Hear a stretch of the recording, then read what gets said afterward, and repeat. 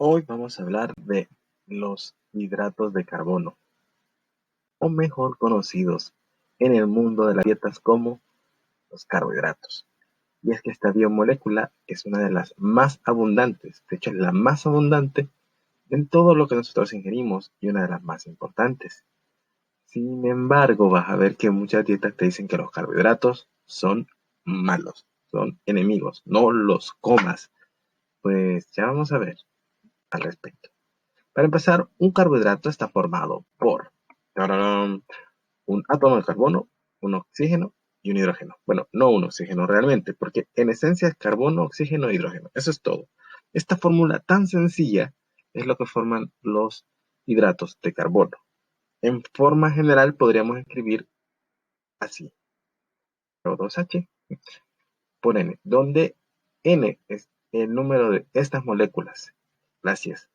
La unión de varias de estas moléculas forman diferentes tipos de carbohidratos. Ahora bien, hay carbohidratos en todas partes, como te había dicho. Desde las verduras, las frutas, en la miel, etcétera, etcétera, etcétera. Y que son tan importantes porque una de sus funciones más importantes es la de aportar energía. Y lo vamos a separar en dos tipos: en los simples y en los compuestos, o en monosacáridos y polisacáridos. Esto no lo escribí en ninguna parte, monosacáridos y polisacáridos, pero tú anótalo. Los simples son monosacáridos y los compuestos son polisacáridos. Los simples son solubles en agua y los compuestos, obviamente, no. O sería lo contrario, no. Pero además de eso, los carbohidratos son muy importantes para los procesamientos de las grasas y de las proteínas. Por lo tanto, no los podemos dejar de lado así por así. Entonces, ¿qué es lo malo? ¿Por qué la gente le teme a los carbohidratos? Bueno, ya vamos a ver. Por ejemplo, los carbohidratos simples, que son solamente una molécula como la que vimos al inicio, que son de una o dos uniones de estas moléculas, son los simples. Y esos simples son solubles en agua, son cristalinos, tienen sabor dulce y son de color blanco. Esas son las características de los monosacáridos o de los carbohidratos simples.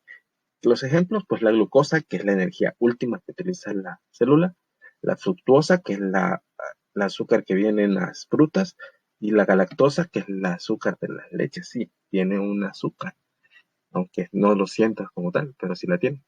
Entonces, estos tres componentes, y además está la del ADN, que es la ribosa, y la desoxirribosa, si no me equivoco, que está también en los ADN también.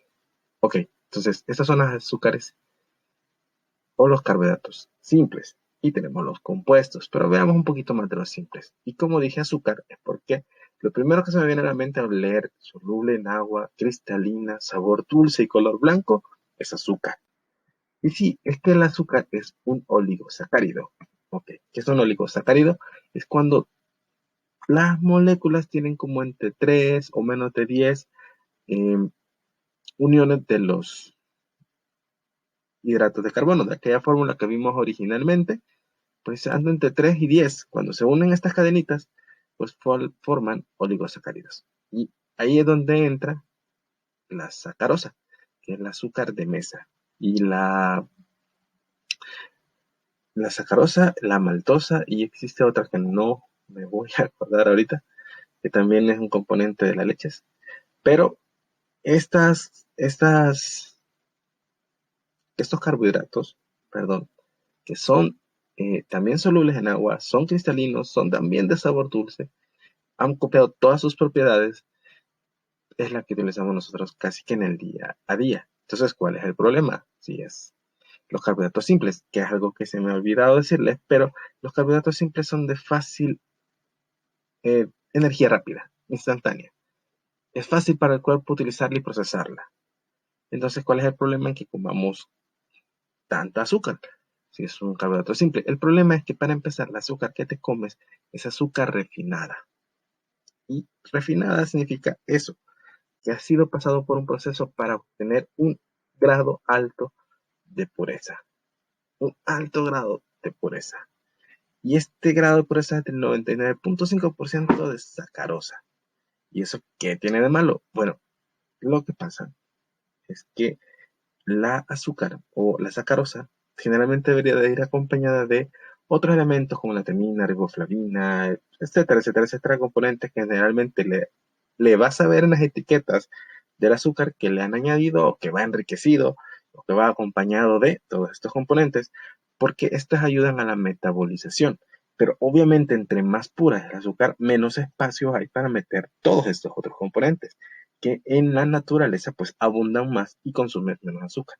Adicional a eso, la azúcar refinada es fácilmente adictiva y también no te causa sensación de satisfacción o de ser saciado. Entonces te quedas con hambre. Y como te quedas con hambre, sigues más y sigues más y sigues más.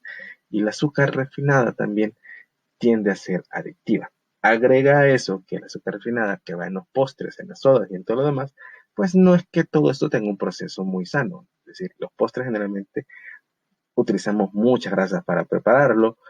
Las sodas o las bebidas carbonatadas tienden a tener efectos negativos sobre nuestros huesos, etcétera, etcétera, etcétera. A todo eso se le llama calorías vacías, porque a pesar de que te aportan calorías, no son de mucha ayuda para producir energía. Y entonces ahí viene el problema, porque al tener tanta, como tú tienes la sensación de que no te has llenado, sigues comiendo. Y como sigues comiendo, eso se va acumulando, esa azúcar, esos carbohidratos simples, se convierten en grasas. Y ahí hay el problema. Entonces, ¿podríamos usar alguna otra forma? Sí. ¿Dejar de comer carbohidratos? No, porque es como te digo, son muy importantes. Se necesita de energía para poder hacer nuestras funciones diarias y las sacamos de aquí, de carbohidratos. Entonces, lo que podemos hacer, además de dejar de comer azúcar refinada, puedes usar azúcar morena, por ejemplo, o puedes endulzar las cosas con miel, porque está menos concentrado el azúcar. Ahora, como te decía, existen también los azúcares, dejo de decirle azúcares, los carbohidratos compuestos. Y los carbohidratos compuestos o polisacáridos, que no te lo había dicho o no te lo escribí, pero escríbelo, polisacáridos. Estos no son solubles en agua, no son cristalinos, ya no tienen sabor dulce. Y estos son como el almidón en los seres vivos, en las plantas sobre todo, y en los animales tiene otro nombre. Déjame ver, aquí tengo mis anotaciones. Glucógeno en los animales. Si te fijas en una semilla normal, como por ejemplo la del frijol, en el interior hay una especie de, ¿cómo lo podemos llamar? Una cosita cafecita que realmente es almidón. Y eso es porque la planta utiliza los polisacáridos, que son elementos que llevan 10 o más hidratos de carbono, que pueden ir de 10 a miles, y lo que hace es que son reservas de energía. Como son reservas de energía, lo mete en la semilla para que cuando la planta empiece a germinar, una enzima especial se activa y comienza a descomponer el almidón en formas de azúcar para que la planta crezca. Es como mandar a la plantita con su propio sistema de baterías, literalmente. Eso es la semilla. Por eso viene así y por eso tiene una parte externa que protege la semilla, para que el almidón no se pierda. Ahora bien, ¿dónde sacamos nosotros entonces los carbohidratos compuestos o los polisacáridos? Una ventaja adicional de los polisacáridos es que tardamos más en procesarlos. Al estar tan compactados, están tan envueltos y que además van acompañados de otros elementos como fibra, qué sé yo, proteínas, etcétera. Entonces es mucho más lento la digestión y por lo tanto la liberación de glucosa es lenta, pero es constante.